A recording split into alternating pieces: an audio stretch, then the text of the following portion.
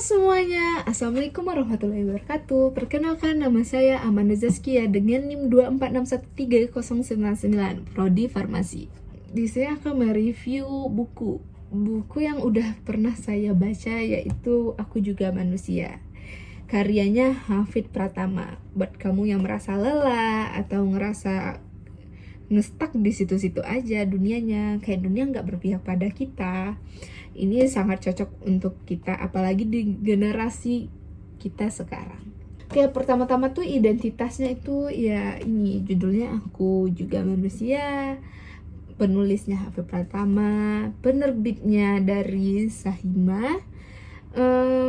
Tahun terbitnya itu kalau nggak salah 2021. Ya, tentang penulisnya, ya kayak dia itu lahir di kota Palu, seorang pria dengan cita-cita yang tinggi dan harapan bermanfaat bagi orang banyak. Ia pernah menempuh pendidikan dua kampus yang berbeda, namun dia di tengah jalan harus terhenti. Keputusan itu sama sekali tidak menggoyahkan prinsipnya untuk terus belajar dan menerima ketetapan hidup yang telah Tuhan gariskan atasnya. Tentang penulisnya sedikit. Dan dia ini sekarang lagi aktif nih di sosial media, dan bukunya adalah salah satu karyanya itu Aku Juga Manusia ini. Secara umum, Aku Juga Manusia ini adalah buku yang berisi kumpulan reflektif gitu, cerita-cerita reflektif, bahasanya ringan tapi penuh makna gitu. Gaya penulisan seperti catatan harian, puisi, bebas, atau bahkan curhatan yang jujur. Tujuannya jelas, untuk menemani pembaca yang sedang lelah menjalani kehidupannya, disertai dengan adanya hadis, dengan yang ada surah.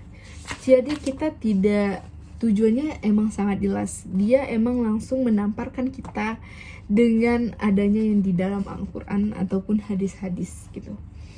Jadi kita nggak ngerasa emang kehilangan arah. Semuanya tuh bisa kita lewatin. Ya, asal kita percaya aja sama semuanya. Terkadang manusia itu kan nggak percaya gitu sama semuanya, apalagi ngerasa hidupnya stuck di sana aja. Tapi buku ini sangat membantu untuk membuka pikiran kalian ke depannya. Kalau kita bicara tentang yang ada di dalam buku ini, ya penerimaan diri atau kayak muasabah deh gitu kan. Penulis ini menekankan bahwa manusia itu berhak merasa sedih, berhak merasa gagal dan kecewa. Tapi itu bukan karena kita lemah, itu justru bagian dari kekuatan kita. Kita nggak bisa kuat seperti sekarang kalau kita tidak pernah merasakan jatuhnya hidup. Ya, terus kita di sini juga diajarin untuk tawakal dan ikhlas. Meskipun buku ini tidak eksplisit menyebut dalil gitu, tapi nilai-nilai Islamnya sangat terasa seperti yang aku bilang tadi ya. Ya, seperti pentingnya berserah diri kepada Allah, kayak berserah kepada takdir Allah, menerima luka yang bentuk cintanya gitu. Aku ada baca gitu di sini kan. Kayak di sini di hadis riwayat Ibnu Majah nomor 4031. Dan sungguh, jika Allah mencintai suatu kaum, maka dia akan menimpakan ujian untuk mereka. Barang siapa yang ridho, maka akan Allah ridhokan. Barang siapa yang tidak suka, maka Allah pun akan murka. Jadi kayak kita tuh emang sangat ketampar sih sama kata-katanya, biarpun simple. Dengan perjuangan tanpa paksaan, penulis menolak untuk motivasi yang toksik gitu, yang memaksa orang untuk bangkit atau sukses, atau kayak dengan cara menghakimi tuh di sini sama sekali enggak. Karena ia lebih menyarankan menerima diri dan bergerak pelan-pelan sesuai kemampuan kita. Dia tidak terlalu nge-push gitu kan. Argumen penulis yang paling kuat dari pengalaman nyata, ia nggak bicara dari Menara Gading. Justru dia pernah jatuh. Tulisannya terasa jujur dan menyentuh. Kayak aku ngerasa semua manusia, apalagi Gen Z ini pasti bakal relate banget sih, aku ngerasa gitu sih. Soalnya aku sangat relate sampai aku nangis guys. Kelebihannya itu bahasanya ringan dan mudah dipahamin, itu udah pasti banget. Ini sangat ringan. Kayak kalian lihat per babnya itu emang dikit-dikit gitu, tapi kayak sangat deep menurut aku ya guys. Terus sangat relevan dengan kondisi Gen Z yang kayak kita sedikit-sedikit overthinking, kayak ngerasa banyak tekanan, kayak tekanan dari sosial gitu, tekanan mental, tekanan dari keluarga, tekanan dari teman, tekanan dari dosen. Ini dia membantu gitu. Terus ada nilai-nilai Islam ditulis dengan cara yang halus, tanpa menghakimi dan mudah diterima oleh siapapun. Aku jamin kan pasti kayak nggak ngerasa ini ada paksaannya gitu, enggak. Kayak kita ngikut alur hidup, malahan kita yang ngikutin alur di buku ini. Ya insya Allah kita bisa berubah menjadi lebih baik. Kekurangannya itu tulisannya tuh serupa gitu, kayak reflektif dan kontemplatif buat beberapa pembaca.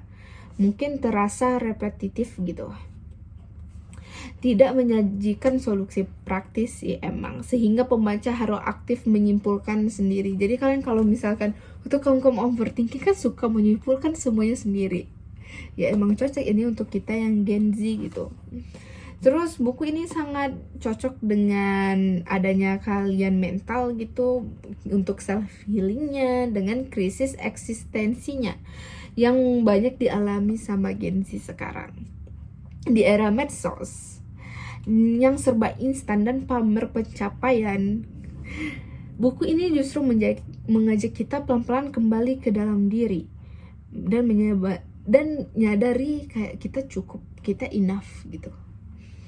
Menurut saya buku ini mendapatkan cukup dalam sih untuk hidup saya. Kayak aku sempat kehilangan arah, jujur. Tapi karena aku baca buku ini, aku perlahan-lahan mengerti kenapa aku bisa kehilangan arah, kenapa aku ngerasa selalu gak cukup di dalam hidup aku. Aku sangat mengerti. Jadi aku rekomendasi kalian kalau ngerasa kehilangan arah, baca buku ini. Di tengah adanya juga tekanan tugas, ekspektasi orang tua, lingkungan, untuk mencari jati diri, kayak kita nanya kita ke depan mau apa, buku ini tuh menjadi pengingat bahwa kita tuh berhak lelah, saya boleh gagal, saya tetap punya nilai meskipun tidak sempurna. Dari buku ini saya belajar bahwa hidup tidak harus tepat, cepat, bahwa Allah tidak akan pernah menuntut kita untuk berhasil, tetapi untuk berusaha dan bertawakal. Dan bahwa menjadi manusia itu tidak salah. Justru disitulah letak keistimewaannya. Kita punya emosi, kita bisa jatuh, kita bisa bangkit lagi. Menurut saya, Aku Juga Manusia ini bukan hanya sekadar buku, tapi bentuk pelukan kita untuk diri kita yang ingin menyerah. Ya, semoga video ini sangat bermanfaat teman-teman. Terima kasih sudah menonton video review saya. Semoga buku ini menjadi referensi bacaan yang bukan hanya menyentuh pikiran, tapi juga menyentuh hati kalian semua. Dan sekian ini cerita tentang buku ini, kita akhiri. Wassalamualaikum warahmatullahi wabarakatuh.